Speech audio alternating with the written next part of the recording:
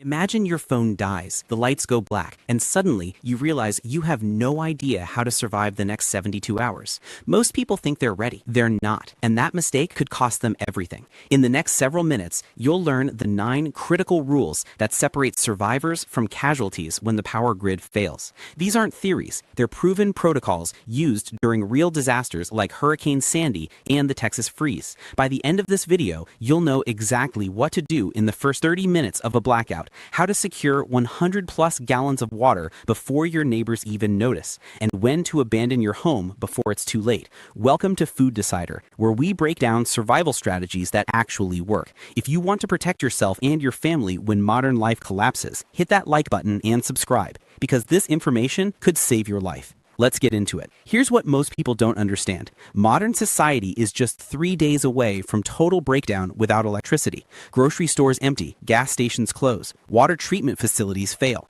In a widespread blackout, you are completely on your own. The first 30 minutes are absolutely critical, and your actions during this window can determine whether you become a survivor or a statistic. So let's talk about what you need to do immediately when the lights go out. The very first thing, and I mean within 3 minutes, is establishing lighting control. When darkness hits unexpectedly, panic spreads like wildfire, accidents multiply, and opportunists start to emerge from the shadows. Getting control of your lighting isn't just practical, it's psychological warfare against chaos. Here's how you do it. Keep a reliable flashlight within arm's reach at all times. Not in a drawer, not in the garage, within arm's reach. This becomes your command light, your tool for taking immediate control. Next, you need lighting stations set up in key rooms, your living room, kitchen, and main bedroom. Use battery-powered lanterns for these spaces. And here's a pro tip. Place glow sticks in your bathrooms. They're waterproof, they last for hours, and they won't electrocute you if they get wet. But here's the critical mistake that most prepared people make. They light up their entire house like it's Christmas. Don't do this. Once you've established interior lighting, you need to control what outsiders can see. Draw your curtains, close your blinds, black out your windows. A brightly lit house in a sea of darkness is like waving a flag that says, "I have supplies, come take them." You're advertising your preparedness and making yourself a target. The psychological impact of controlled lighting is absolutely immense. When you can see clearly while everyone else is stumbling around in the dark, you become the leader. Your family looks to you for guidance. You maintain composure while others panic. This sets the tone for everything that follows. Now, immediately after lighting, you need to execute what I call the water fortress strategy. Water is your most critical resource after light.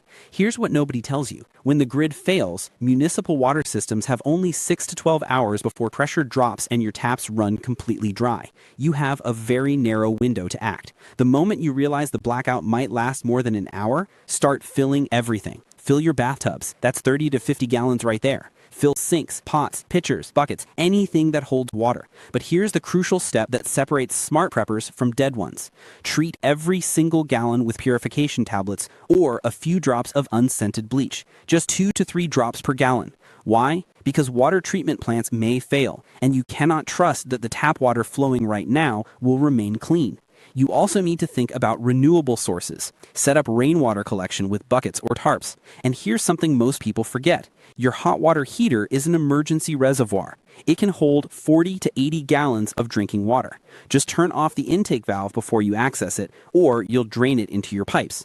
Calculate your needs properly. You need at least 1 gallon per person per day for just drinking. Add more for cooking and basic hygiene. A family of 4 needs 28 gallons minimum for 1 week, and that's bare bones survival. Prepared survivors can secure over 100 gallons of clean water within the first hour while their neighbors are still trying to figure out what's happening. Be the person who acts, not the person who waits. Now let's talk about temperature, because this is where people die quietly. Hypothermia is a silent killer, and it doesn't require freezing temperatures. You can die from hypothermia at 50 degrees Fahrenheit if you're wet and exposed to wind. The key principle here is simple. Don't try to heat your entire house. Focus on heating one small room. Here's your winter protocol. Seal off the smallest room in your house with blankets or plastic sheeting to block drafts. This becomes your survival sanctuary. Layer your clothing. Wear multiple sets if you have to. Use sleeping bags rated for cold weather. And hang emergency mylar blankets on your walls and windows. They reflect heat back into the room instead of letting it escape. Body heat is incredibly powerful. Each person generates about 100 watts of heat. If you cluster together in that small, sealed room, you're creating a natural furnace. You can also heat thermal mass, bricks, stones, or water bottles, using your alternate cooking setup, then bring them into your heated space wrapped in towels. They'll radiate heat for hours. But summer blackouts are just as deadly. Heat actually kills more Americans annually than most natural disasters. Your summer protocol needs to be as serious. Use reflective materials like emergency blankets or aluminum foil on sun-facing windows to create a heat barrier. At night, open windows on opposite sides of your house to create cross-ventilation. Use battery-powered fans to keep air moving. Here's an old technique that actually works. Hang wet towels in front of open windows. As air passes through them, evaporative cooling drops the temperature. It's primitive, but it's effective. And if you have a basement, retreat there. Underground spaces stay significantly cooler than the rest of your house. Critical safety warning: never use charcoal grills, gas stoves, or kerosene heaters indoors. Carbon monoxide poisoning is invisible, odorless, and absolutely deadly. Every year, people survive the blackout but die from their own heating methods. Let's move on to food, because your refrigerator is now a ticking time bomb. Your fridge keeps food safe for about 4 hours if you keep it closed. Your freezer lasts 24 to 48 hours depending on how full it is. After that, spoilage and bacterial growth become serious health risks. You need to execute food triage immediately. Eat or discard cooked leftovers, dairy products, and anything with mayonnaise first. These spoil the fastest. Fresh meats, fish, and poultry need to be cooked immediately if possible, or preserved with salt if you have the skills. This is where your alternative cooking method becomes critical. Invest in a portable propane stove with extra fuel canisters. Use it only outdoors or in extremely well-ventilated areas to avoid that carbon monoxide death we talked about earlier. Solar cookers are slower, but they're a completely off-grid option that works if you have sunlight. Practice using these methods while the power is still on. Find out what doesn't work now, not during the emergency. Create a 72-hour meal plan using shelf-stable foods. Canned goods, rice, pasta, dried beans, peanut butter, crackers, granola bars, these form the backbone of your emergency pantry. But here's something people overlook. Stock familiar snacks and treats. Comfort foods aren't luxuries during a crisis, they're psychological survival tools. When everything feels uncertain, familiar tastes provide emotional stability. Now I need to talk about communication, because your cell phone is about to become useless. Cell towers run on backup batteries that last 8 to 24 hours. After that, they're dead. And even before they die, networks get overloaded as everyone tries to call simultaneously. You need redundant communication systems. Get a battery-powered or hand-crank radio for emergency broadcasts and weather updates. Invest in two-way radios, walkie-talkies with a range of several miles that can connect you with family members and neighbors. Solar and hand-crank chargers keep your phones and radios powered when the grid is down. Here's a critical step most people skip. Pre-arrange a communication schedule with your family. If cell networks are down, agree to check in at specific times each day using radios. Establish backup meeting locations in case you get separated. Your car can serve as a mobile communication hub and charging station. Just remember not to drain your battery completely. Keep a printed list of important contacts. When your phone dies, you won't remember phone numbers you haven't dialed in years.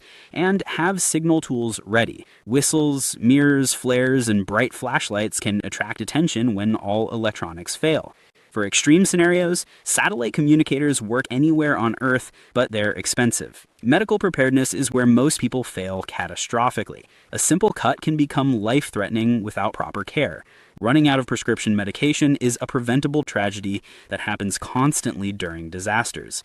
Here's what you need to do right now, before any emergency. Maintain a 30-day backup supply of all prescription medications, and rotate them regularly so they don't expire. For temperature-sensitive drugs like insulin, have battery-powered coolers or thermoses with ice packs ready. Your first aid kit needs to go beyond the basics. Stock antiseptics, burn gel, pain relievers, anti-diarrhea medications, and antibiotics if you can legally obtain them.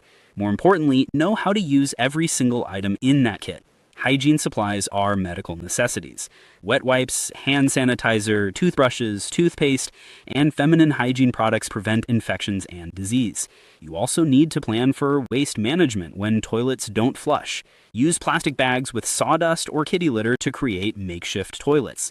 Designate a waste area far away from your living spaces. Mental health supplies matter too. Stock activities that reduce stress. Books, games, music, art supplies. Boredom and anxiety can be just as dangerous as physical threats. Know which hospitals in your area have reliable backup power, and plan for family members who require electrically powered medical equipment. This isn't optional, it's life or death. Let's talk about something uncomfortable but necessary. Security. Crime rates spike during extended blackouts. Desperation can turn neighbors into threats. You need to establish a security perimeter.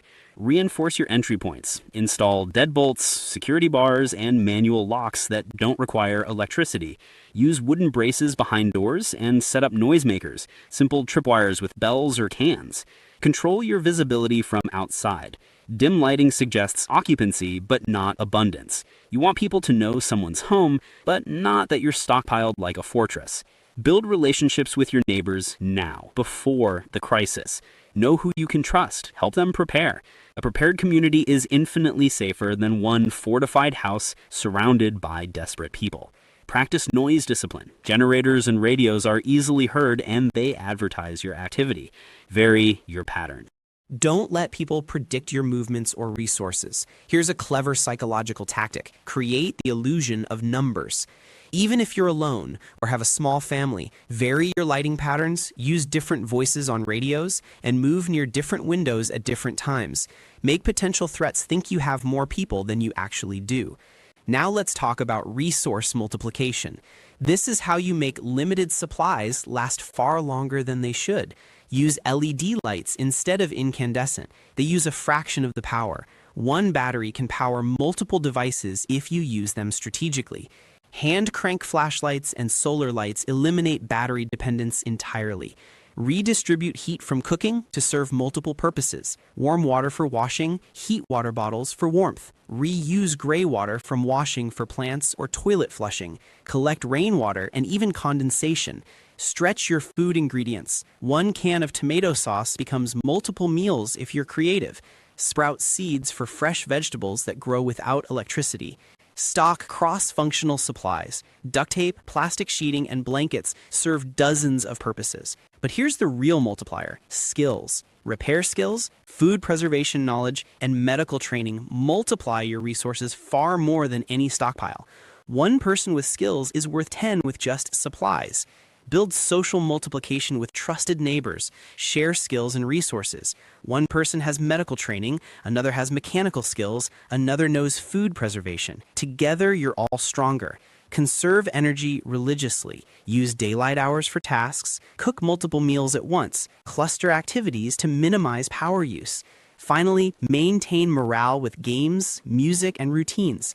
Psychological multiplication keeps your group functional and prevents the despair that causes people to give up. Now, here's what separates true survivors from everyone else: escalation protocols. Blackout survival isn't about sitting in your house hoping things get better. It's about responding intelligently to changing phases of crisis. Phase 1 covers the first 24 hours. This is when you execute everything we've talked about: secure lighting, water, food, temperature control, and communications. Prepare for longer-term scenarios even if you think the power will return soon. Hope for the best, but prepare for the worst. Phase 2 runs from day 2 to day 3. Supply chain disruptions become obvious. Gas stations are empty. Stores are cleaned out. This is when you shift to conservation mode. Ration your supplies carefully. Strengthen security measures because desperation is setting in. Phase 3 starts on day 4 and extends to day 7. Social order begins to break down. Crime increases. Municipal services fail completely. This is decision time. Do you shelter in place or do you relocate? Your escalation decision tree needs to be planned now, not during the crisis. Have primary, secondary, and backup evacuation routes. Practice driving them so you know alternate paths if roads are blocked. Prepare bug-out bags, grab-and-go kits with water purification equipment, shelter materials, food, medical supplies, communication devices, and important documents. Establish signaling protocols that escalate with the situation. Start with texts when networks are working, move to radio check-ins when cell towers fail, escalate to emergency flares or satellite messages if you need rescue. Know your medical escalation criteria. When is an injury serious enough that you need to risk travel for help? Decide this in advance with clear guidelines. Here's an advanced tactic. Pre-position supply caches along your evacuation routes. Hidden stashes of water, food, and fuel mean you're not dependent on carrying everything. Coordinate with neighbors for shared security and resource pooling during Phase 3. And predetermine your abandonment criteria. What conditions make staying more dangerous than leaving? Write them down. Commit to them. Don't let emotion override logic when you're stressed. Here's the truth. Knowledge alone isn't enough. The difference between chaos and control is preparation. Pick 3 rules from this video and implement them this week. Test your flashlight setup. Calculate your water storage capacity. Practice cooking a meal without power. The time to discover flaws in your plan is right now, not when the lights actually go out. Survival is a community effort. Share these strategies with people you care about. Encourage neighborhood preparedness. When the power goes out, you'll be ready to execute proven protocols while everyone else is improvising and panicking. Preparation is your insurance policy against becoming another casualty statistic. If this video could save someone you know, share it with them right now. Subscribe to Food Decider for more survival strategies that actually work. Hit that like button if you're serious about protecting yourself and your family. Your future self will thank you. Stay safe, stay prepared, and remember, the roadmap to blackout survival is in your hands.